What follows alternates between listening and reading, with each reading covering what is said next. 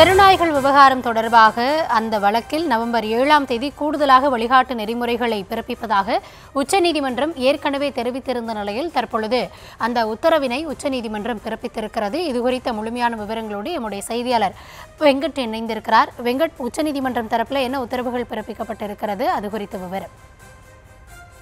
தெருநாய்கள் தொடர்பாக தொடரப்பட்ட வழக்கில் உச்சநீதிமன்றம் பல்வேறு உத்தரவுகளை தற்பொழுது பிறப்பித்து வருகிறது. நீதிபதி விக்ரம்நாத் தலைமையிலான அமர்வு தெருநாய்க்கடி விவகாரம் தொடர்பாக கூடுதல் உத்தரவுகளை பிறப்பிக்கிறது. ஏற்கனவே இது தொடர்பான வழக்குல வெளிநாட்டிலிருந்து இந்தியா வரக்கூடிய சுற்றுலா பயணிகள் தெருநாய்க்கடி வேலை பல்வேறு பாதிப்பு ஏற்படுத்துகிறார்கள். இதனால அனைத்து மாநிலங்களிலுமே இந்தியாவிற்கு ஒரு அவசரம் ஏற்படுகிறது. ஏற்கனவே இந்த வழக்கு தொடர்பாக உச்சநீதிமன்ற நீதிபதிகள் தெரிவித்திருந்த நிலையில இது இன்றைய தினம் இந்த வழக்குல கூடுதல் உத்தரவுகளை பிறப்பித்திருக்கிறார்கள். தேசிய நெடுஞ்சாலைகள் மற்றும் நெடுஞ்சாலைகளை சுற்றித் திரியக்கூடிய விலங்குகளை உடனடியாக பிடித்து அங்கிருந்து அப்புறப்படுத்த வேண்டும், அதனை உரிய காப்பகத்தில் விட வேண்டும் என்று அனைத்து மாநிலத்திற்கும் உச்சநீதிமன்றம் உத்தரவு பிறப்பித்திருக்கிறது.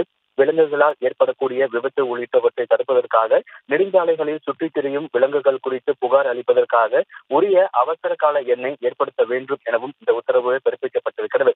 மாநில அரசுகள் 2 வாரங்களுக்குள் அரசு மற்றும் தனியார் கல்வி சுகாதார நிறுவனங்களை அடையாளம் கண்டு தெருநாய்கள் நுழைவதை தடுக்க வளாகங்களை சுற்றி வேலி போட்டு பாதுகாப்பதை உறுதி செய்ய வேண்டும். அதே போல அனைத்து நிறுவனங்களின் நிர்வாகம் சம்பந்தப்பட்ட வளாகத்தை பராமரிக்க ஒரு அதிகாரியை நியமிக்க வேண்டும். நாய்கள் நுழையாமல் தடுப்பதற்காக உரிய பாதுகாப்பு நடவடிக்கைகளை நிறுவனங்கள் ஏற்படுத்தி உள்ளவா என்பதை சோதனை மேற்கொள்ள வேண்டும். நகராட்சி அதிகாரிகள், பஞ்சாயத்தில் உள்ள அதிகாரிகள் இந்த வளாகங்களை ஆய்வு செய்ய வேண்டும் என இந்த தெருநாய்க்கடி விவகாரம் தொடர்பாக உச்சநீதிமன்றம் பல்வேறு உத்தரவுகளை பிறப்பித்து வருகிறது.